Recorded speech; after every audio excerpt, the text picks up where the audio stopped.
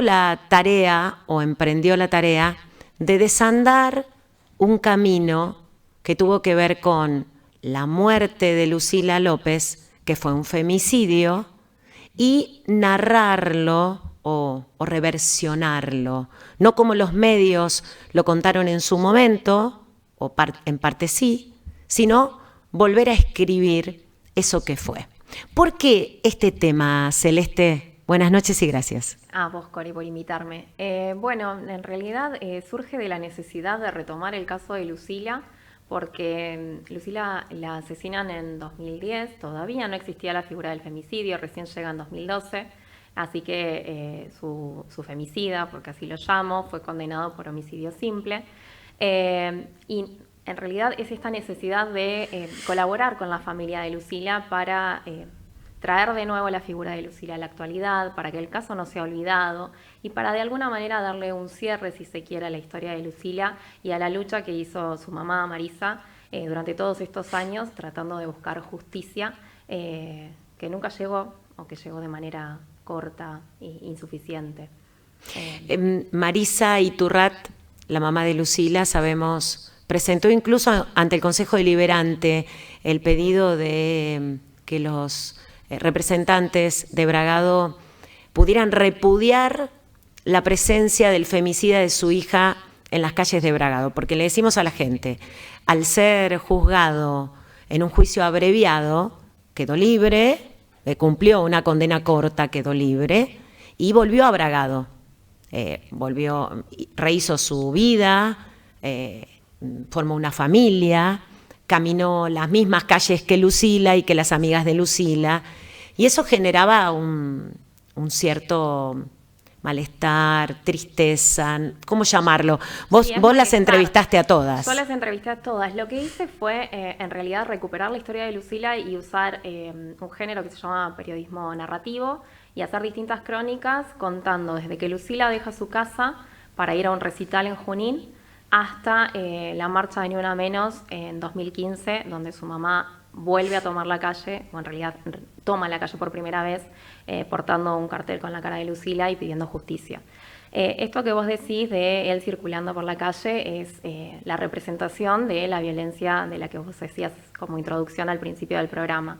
Es este desinterés por el otro, es este sometimiento, un poco también es lo que contaba el testimonio, ¿no? Esta idea de someter a esa persona que considero inferior, que no responde a mis intereses, perpetuar también un mandato social, porque hay una estructura de varón que se ha construido durante un montón de años, y también, retomando el testimonio, yo pensaba, mientras la víctima hablaba, en esta idea de la romantización del amor, que va asociado a los mandatos sociales que se han aprendido durante años, que son culturales y que en muchos casos, vos lo dijiste bien, hay gente que lo sostiene porque es muy difícil desnaturalizarlos y otra gente que dice hasta acá.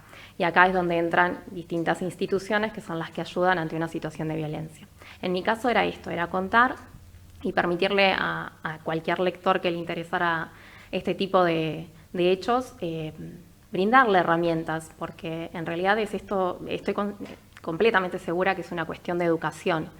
Si nosotros fortalecemos ciertos espacios, como por ejemplo el aula, vos decías que yo soy docente y creo que ahí es donde tenemos que reforzar muchísimo lo que tiene que ver con el tratamiento de la ESI, de cuestiones que tienen que ser vinculares, el respeto, la solidaridad, trabajar sobre los prejuicios o romper estereotipos. Vamos a empezar a construir, creo, tal vez un poco utópicamente, pero nunca me voy a resignar a esta idea de una sociedad un poco más igualitaria y justa.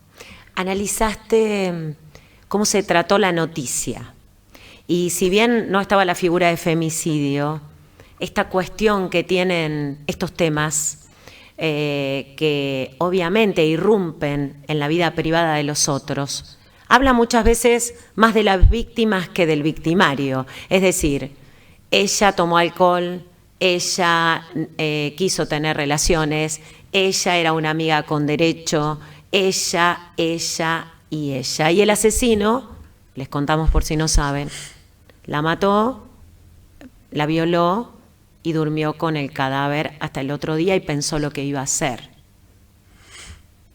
Sí. ¿Cómo trataron los medios Porque sí, es muy macabra la historia. En los medios de comunicación yo le dedico varios párrafos a cómo se manejó la historia.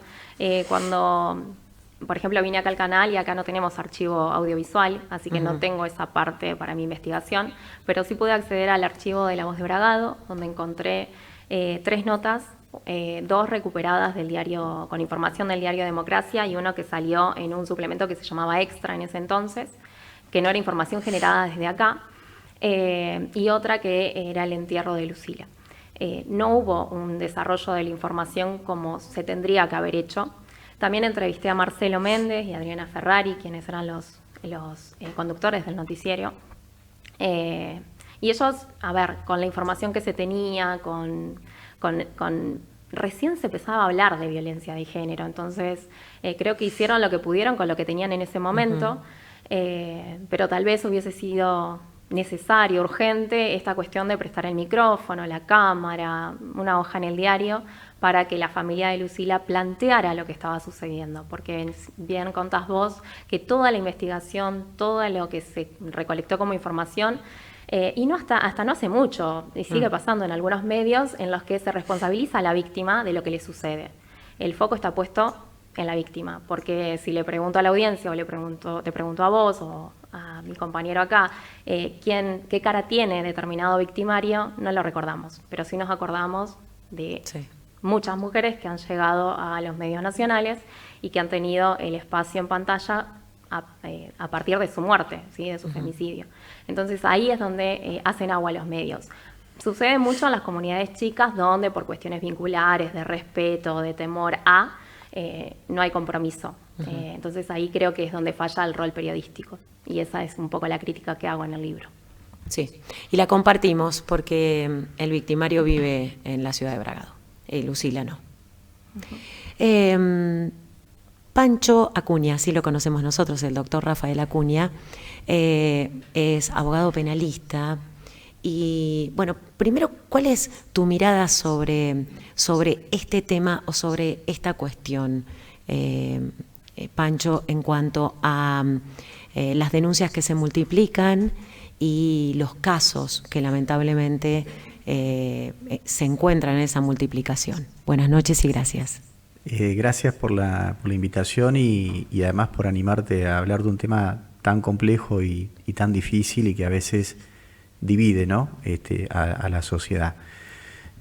Por supuesto que bueno, la violencia está enquistada en nuestra sociedad, es parte de nuestra sociedad.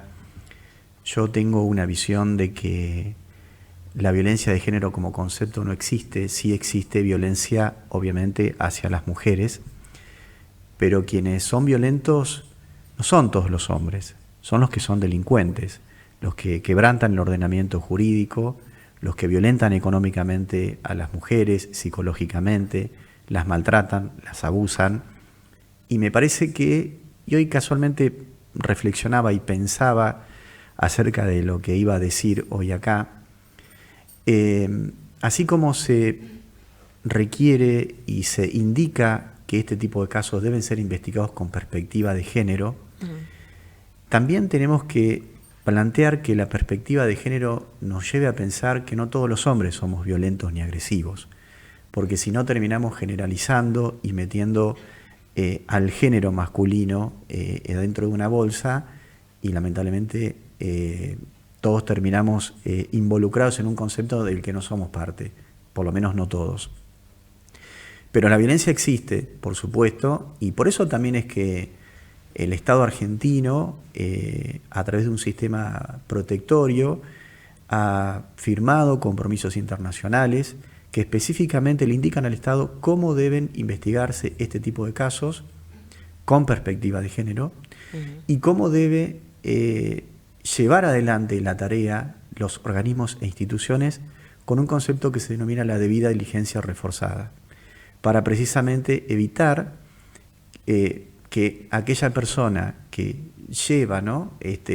a un organismo una problemática de estas características, un flagelo social, por supuesto, que existe, sea contenida, se investigue a fondo y eventualmente al autor o autores de estos hechos se les aplique la pena justa o las medidas, como explicaba la licenciada Andrada, a quien conozco y sé que hace muy bien su trabajo en el Juego de Paz de Bragado, se puedan disponer medidas que a veces no alcanzan, que son insuficientes, y que se hace lo que se puede con los recursos que se tiene.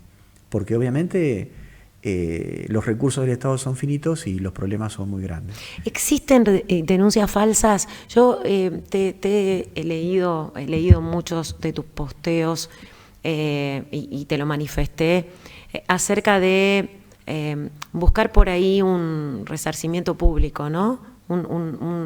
Otra mirada a la imagen de algún hombre que fue denunciado injustamente. ¿Eso existe o es que la justicia en realidad no encuentra motivos para la condena? Es decir, ¿es una denuncia falsa o es que no ha encontrado motivos para condenarlo?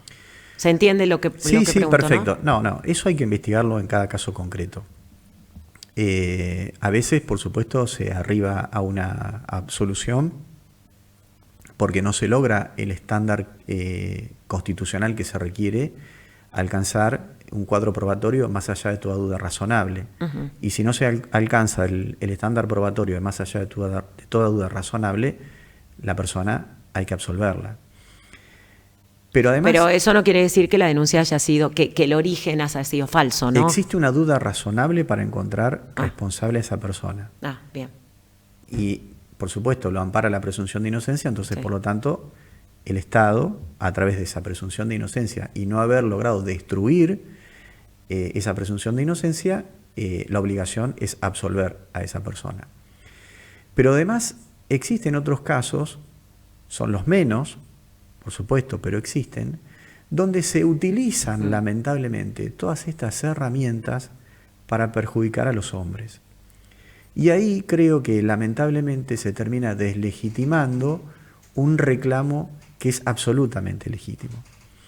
Y hay lamentablemente mujeres delincuentes que utilizan estas herramientas, ya sea para poder terminar con una relación sentimental que no saben cómo hacer para terminarla, para expulsar a su marido o su pareja de la casa, para quedarse con los bienes, o para denunciar un delito contra la integridad sexual que finalmente no ocurrió. Hay ejemplos muchísimos de esos. Uno que sucedió hace muy poquito tiempo en Junín, donde una compañera de trabajo denunció a dos compañeros de trabajo que la habían abordado y que la habían abusado sexualmente, y a través de un jurado integrado con personas comunes, un juicio por jurados, se logró determinar la no culpabilidad de esos dos jóvenes que lamentablemente habían sido injustamente acusados además de un hecho aberrante. O sea, que te acusen de un delito contra la integridad sexual es tremendo, porque te cancela para siempre en la sociedad. Uh-huh. Perdés tu trabajo, perdés todo crédito público, perdés tu familia. Es tremendo el daño que se ocasiona. Y también hubo un caso en Violet Macé, en Córdoba, recientemente, donde unos adolescentes también fueron encontrados no culpables. Y hay un caso, o dos casos, yo diría, testigos de toda esta situación. Una es la de Gisoni, que fue finalmente sus hijos lograron reconocer que su mamá los había obligado a mentir, después de haber atravesado un proceso privado en su libertad durante muchísimos años, logró recuperar a sus hijos. Y el caso de la consejera escolar de Bahía Blanca, que también, un caso muy similar o parecido al de Junín, denunció también a dos hombres que la habían abusado sexualmente, y luego de una investigación se logró determinar que efectivamente esa acusación era absolutamente falsa. Se la llevó a juicio y fue condenada, creo que fue en el mes de abril, si mal no recuerdo, a una pena de prisión de 3 años en suspenso, donde prácticamente no recibió ninguna sanción por esa grave acusación. Y me parece que esas son las cosas que nosotros tenemos que prestar atención. prestar atención que se investigue de la mejor manera, prestar atención si puede haber algún motivo para denunciar, un motivo de carácter económico, sentimental, el que fuera, por venganza.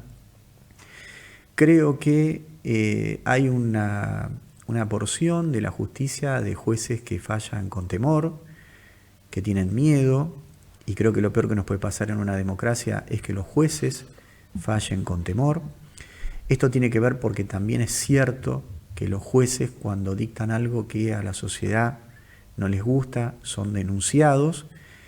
Entonces, a veces es preferible dictar una resolución, una prisión preventiva, y tener a la persona detenida o una condena muchas veces, antes que hacer lugar a esto que mencionaba recientemente de la duda razonable. Y me parece que hace falta que tengamos un poco de sentido común. ¿A qué me refiero con esto? Es que cada vez en este tipo de casos resulta más difícil confiar en los jueces técnicos y resulta más aconsejable confiar en la gente común, en un verdulero, en un mecánico, en una enfermera, alguien que pueda ser parte de un juicio por jurado, que son jueces únicamente para este tipo de casos, para ese solo día, y que puedan encontrar justicia donde a veces con los jueces técnicos lamentablemente no se alcanza. Las estadísticas indican que las absoluciones en los tribunales técnicos alcanza aproximadamente un 12% del universo de causas que son juzgados. En cambio, en los jurados populares alcanza alrededor del 30%. Es decir que personas comunes de la sociedad que son elegidas para integrar estos jurados y juzgar no solo cuestiones de violencia de género, de abuso sexual, o de un robo, con su mirada exactamente determinar, encontrar justicia allí donde a veces los jueces técnicos no lo ven. El caso más reciente es el de una mujer que fue finalmente encontrada no culpable después de haber atravesado alrededor de 2 o 3 años detenida por la muerte violenta de su marido. No recuerdo en la localidad, no sé si es San Nicolás, Ramallo, en el norte de la provincia de Buenos Aires. Esto es de hace una semana. Un juicio por jurados la encontró no culpable. Y sin embargo los jueces técnicos la mantuvieron encerrada durante todo este tiempo a pesar de ser inocente. Entonces son temas que nos interpelan, son temas que nos llevan a exigir que se mire con mayor rigurosidad estos casos para evitar, por supuesto, que existan inocentes presos, pero además también para que no se deslegitime una lucha que es, creo que legítima, ¿no? Que la violencia de género existe y que hay personas violentas, que nos deja como saldo la muerte de una mujer cada 26 horas en Argentina. Exacto. Nosotros vamos a una tanda. Después de la tanda vamos a compartir otra porción del testimonio que recogimos y vamos a presentar a nuestras próximas invitadas.